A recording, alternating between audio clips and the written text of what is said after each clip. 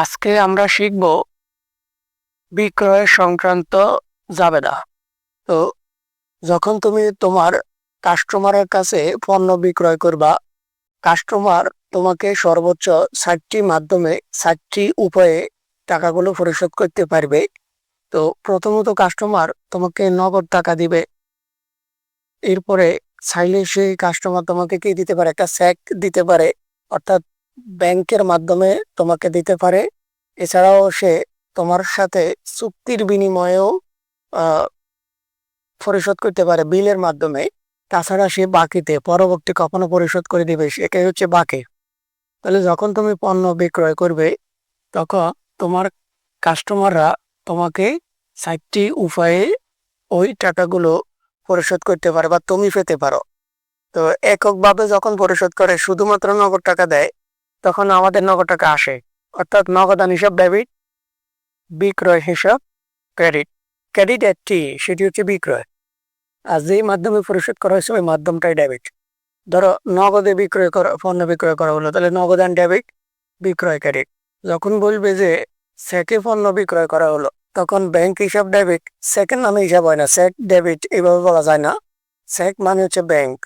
তাহলে ব্যাংক হিসাব ডেবিট, বিক্রয় হিসাব ক্রেডিট। যখন বলা হবে যে বিলের মাধ্যমে পণ্য বিক্রয় করা হলো, তখন প্রাপ্য বিল হিসাব ডেবিট, বিক্রয় হিসাব ক্রেডিট।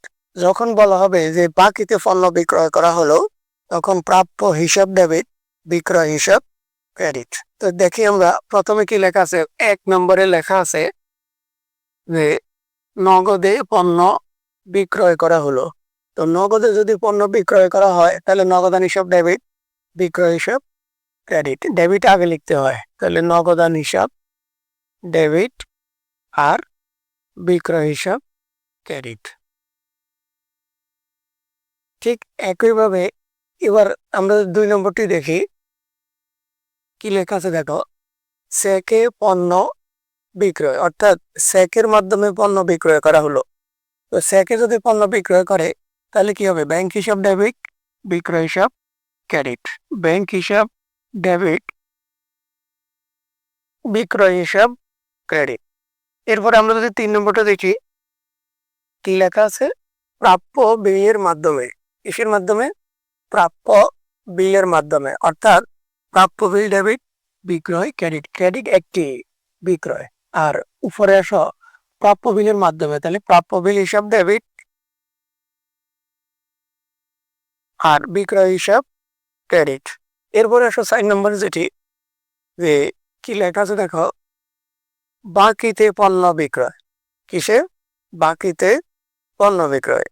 তাহলে বাকিতে পণ্য বিক্রয় করলে কি হবে, প্রাপ্য হিসাব, প্রাপ্য হিসাব ডেবিট, বিক্রয় হিসাব ক্রেডিট। প্রাপ্য হিসাব ডেবিট, বিক্রয় হিসাব ক্রেডিট। এই হলো ৪টি মাধ্যমে। যখন একক মাধ্যমে, অর্থাৎ পুরো টাকাটাই হয় নগদে দিয়ে দিল, অথবা পুরো টাকাটাই চেকের মাধ্যমে দিয়ে দিল, যখন এরকম হয়, একটা উপায়ে যখন পরিশোধ করা হয়। তো এবার আসো, এখানে ২টি লাইন আছে, খেয়াল করো। পণ্য বিক্রয় ১০,০০০ টাকা, আর আছে করিমের নিকট হতে পণ্য, করিমের নিকট পণ্য বিক্রয় ১২,০০০ টাকা।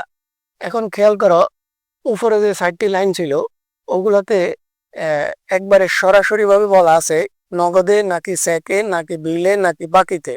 এগুলো স্পষ্ট বলা আছে, নগদে, চেকে, বিলে, বাকিতে স্পষ্ট করে বলা আছে। আমরা এই ২ লাইনের মধ্যে নগদ বাকি কোনোটি স্পষ্টভাবে বলা নাই।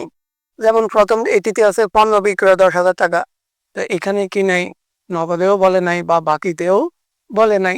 আবার আসো করিমের নিকট পণ্য বিক্রয়, এখানেও কিন্তু নগদেও বলে নাই, বাকিতেও বলে নাই। তাহলে আমরা একটু খেয়াল করি, একটু সাধারণভাবে একটু চিন্তা করি যে বাকিতে, বাকি হইতে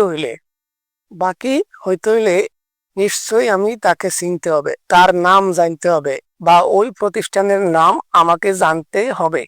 আমি জানি না, চিনি না এমন কাউকে তো আমি বাকি দিব না, এটাই স্বাভাবিক। তাহলে আমি যাকে বাকি দিব নিশ্চয়ই তার নাম আমি জানবো বা তাকে আমি চিনবো। তাহলে খেয়াল করো, এখানে আমি কোন লাইনে চিনতে পারি। দেখো নিচের লাইনে যে করিমের নিকট পণ্য বিক্রয়, নিশ্চয়ই আমি করিমকে চিনি না। এই জন্য যখন দেখবা নগদও নাই বাকিও নেই। খেয়াল করো, যখন নগদ বলা থাকবে তখন তো সেটি নগদ নাম, আর কিছু চিন্তা করার দরকার নেই। নগদ লেখা আছে, নগদ বাস, শেষ।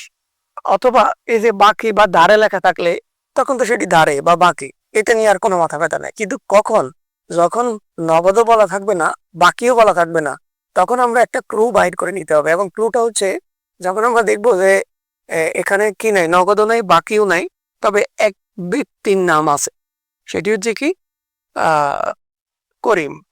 তাহলে করিম যেহেতু ক্রয় করেছে, করিমের কাছে আমরা বিক্রয় করেছি, তাহলে করিমকে আমরা চিনি, এইটা হবে বাকি। এই লাইনটি হবে করিমের নিকট পণ্য বিক্রয়। যখন কারোর নাম থাকবে বা কোনো প্রতিষ্ঠানের নাম থাকবে, তাহলে সেটি হবে কি বাকিতে। আর তার আগের লাইন পণ্য বিক্রয় 10,000 টাকা, এখানে কার কাছে বিক্রয় করেছে কোনো নাম নাই, তাহলে ধরে নিব অপরিচিত ব্যক্তির কাছে আমরা বাকিতে বিক্রয়, আমরা চিনি না, আমরা পণ্য বিক্রয় করেছি 10,000 টাকা, কারোর নাম নাই, তাহলে এটি নগদ। তার ওই কাস্টমার থেকে আমরা টাকা নিছি, পণ্য দিয়ে দিছি, তাকে আমরা চিনি না। তাহলে আমরা বলবো যে নগদ এবং বাকির ক্ষেত্রে কিভাবে নির্ণয় করব, যে যখন নগদ থাকবে তখন নগদ, চেক থাকলে ব্যাংক, বিল থাকলে বিল, বাকিতে থাকলে বাকিতে, বাকি বা দাঁড়ে হলে সরাসরি। কিন্তু যখন দাঁড়েও বলবে না বাকিতে, বা দাঁড়ে বলবে না অথবা নগদেও বলবে না, তখন আমরা দেখবো যে নাম আছে কিনা। নাম থাকলে ধরে নিব বাকি, কারণ আমি তাকে চিনি, তার নাম জানি।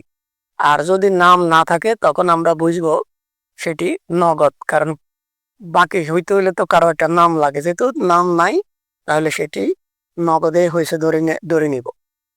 তো এই হলো আমাদের প্রথম সাধারণভাবে যে বিক্রয়ের যাবার এগুলো। নিচে আরো দুটি লাইন আছে একটু অ্যাডভান্স লেভেলে, সেটা হচ্ছে যদি কম্বাইন্ড ভাবে পরিশোধ হয়, অর্থাৎ একের অধিক ভাবে যদি আমরা টাকা পাই একই কাস্টমার থেকে, যখন আমরা একাধিক ভাবে টাকাগুলা পাই। তো নিচের যে দুইটি জাবেদা আছে দেখো, 10,000 টাকার পণ্য বিক্রয় করে 6,000 টাকা পাওয়া গেল। একটু লক্ষ্য করো যে তুমি 10,000 টাকার পণ্য ক্রয় করে কত টাকা পাইছো, 6,000 টাকা পাওয়া গেল।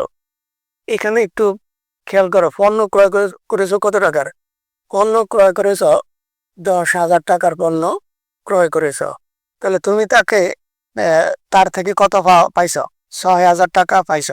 বলো, তুমি কি তাকে পণ্যগুলো দিয়ে দিবা? না, কখনোই না।